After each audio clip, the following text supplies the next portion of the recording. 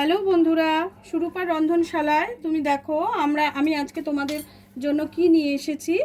আজকে নিয়ে এসেছি মুরগির আঙুল ভাজা। এই যে আমাদের আঙুলের সাইজ যেরকম হয়, মুরগির আঙুল, আঙুল বলতে মুরগির সেই আঙুলগুলো কিন্তু নয়, এটাকে যেরকম তোমরা ফিশ ফিঙ্গার বলো, এটা হচ্ছে চিকেন ফিঙ্গার ফ্রাই এটা হবে। এবার সেই মতোই আমি লম্বা লম্বা করে কেটেছি। এগুলো করলে দেখতে খুব ভালো লাগবে। দেখো এটা আমি নিয়েছি, ইনগ্রেডিয়েন্টসগুলো দেখে নাও। এখানে নিয়েছি চিকেন, সরু সরু করে কাটা রয়েছে। হ্যাঁ, এই দেখো সব সরু সরু করে কাটা। এখানে রয়েছে ধনে পাতা, কাঁচা লঙ্কা আর বাটা, আর আদা রসুন আমি আলাদা নিয়েছি। আর এখানে আছে বিস্কুটের গুঁড়ো, আর এখানে আছে নুন, দই, আর এখানে আছে একটু সস, যেটা হচ্ছে কি সস, এটা শেজওয়ান সস। আর এটা আছে বেসন, এটা আছে কর্নস্টার্চ। হ্যাঁ, কর্নস্টার্চ। ব্যাস হয়ে গেল। এবার তোমরা দেখতে থাকো আমি কিভাবে জিনিসটা রেডি করি। আমি এইবার এইটাকে এর মধ্যে দিয়ে দিলাম, একে একে সব রকম জিনিসই দিয়ে দেবো। এবারে এর মধ্যে খানিকটা সস, যেটা আমি দেবো বলেছি, ওটা দিয়ে দিলাম। এইবার এতে খানিকটা বেসন দেবো, সবটা নয়, খানিকটা। এবার কর্নস্টার্চটা খানিকটা দেবো, ক্রিস্পি হবে।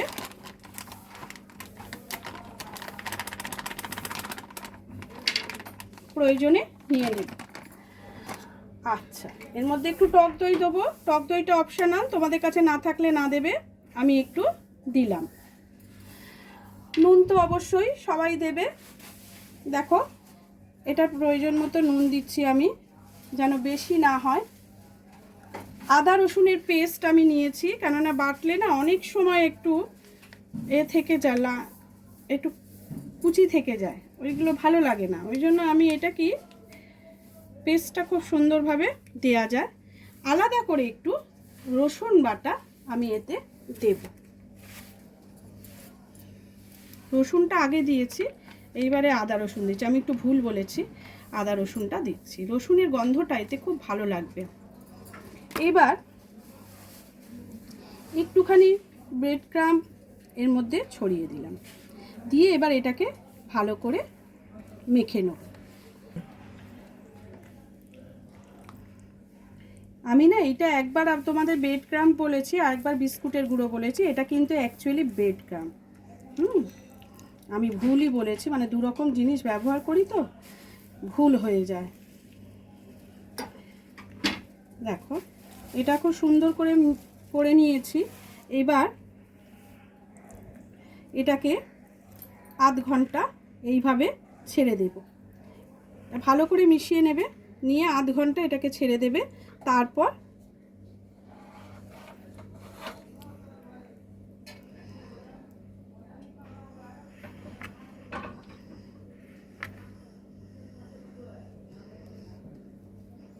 দেখবে কোথাও যেন কোনো দানা না থাকে, ভালো করে দেখে সেগুলোকে হাত দিয়ে ভালো করে মিশিয়ে দেবে। চামচে দিয়ে কিন্তু এটা মেশাবে না, চামচে দিয়ে মেশালে কিন্তু অনেক সময় ভেতরে অনেক কিছু থেকে যায়, যেটা ভালো করে মেশে না।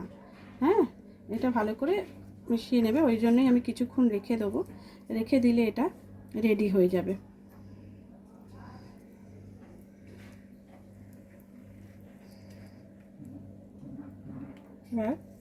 মাখাটা আমার হয়ে গেছে।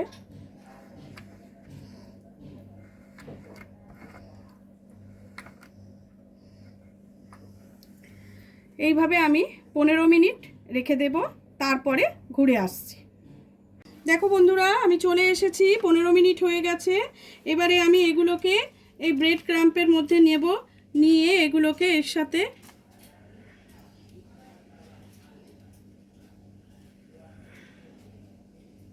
নিয়ে এইভাবে এখানে রাখবো।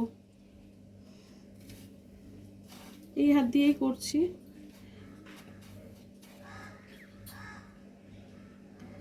দেখো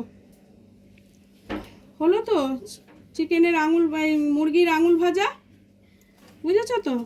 চিকেন ফিঙ্গার ফ্রাইজ।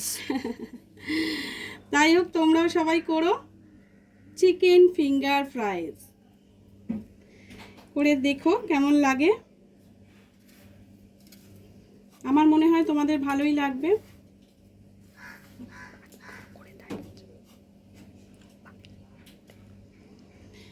এইভাবে আমি প্রত্যেকটা জিনিস করে নেব, আর ভাজার পর ভাজার সময় তোমাদের কাছে আসছি।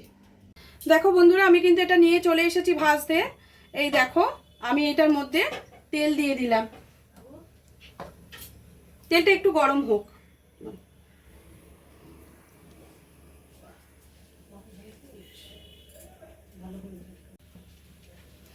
তেলটা গরম হয়ে এসেছে। আমি একটা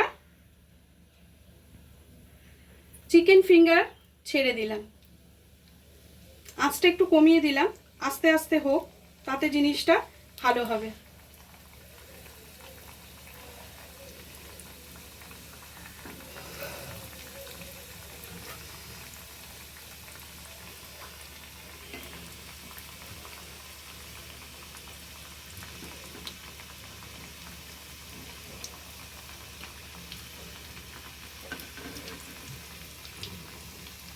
অনেকটা ক্রিস্পি হবে, যেহেতু আমি এতে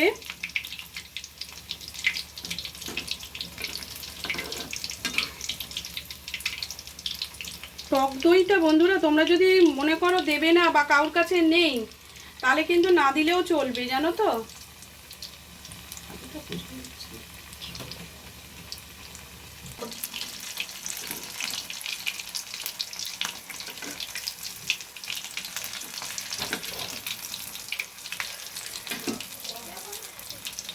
খুব বেশি ভাজ মানে কড়া করবে না, কিন্তু তার মধ্যে একটু ব্রাউন কালার হতে দেবে। একটু ব্রাউন কালার না হলে মচমচে ভাবটা কিন্তু আসবে না, তবেই ভালো লাগবে।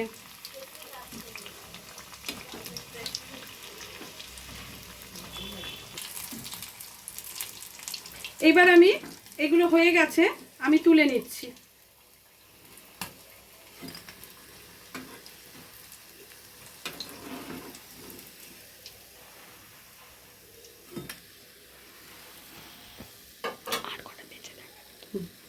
আবার পরবর্তী স্টেপ দিচ্ছি, দেখো।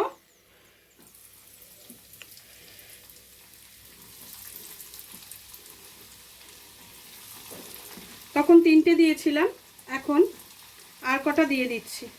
জায়গা আছে, ভাজতে দেখলাম ভালোই লাগলো, অসুবিধে কিছু হয়নি, তাই জন্য আমি 5খানা দিয়ে দিলাম।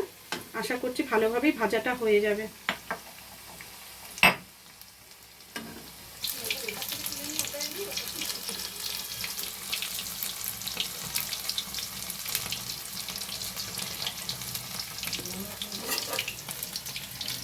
দেখো, এগুলো এবার একটু উল্টে দিচ্ছি।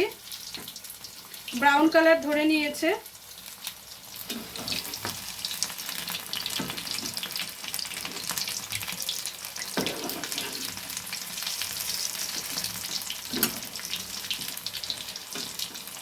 এগুলো ব্রাউন কালার হয়ে গেছে একদিকটা, এবার ঘুরিয়ে দিয়েছি।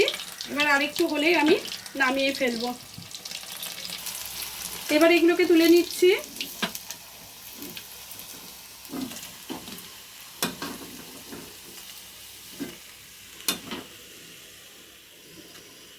দেখো, এটার সাথে একটু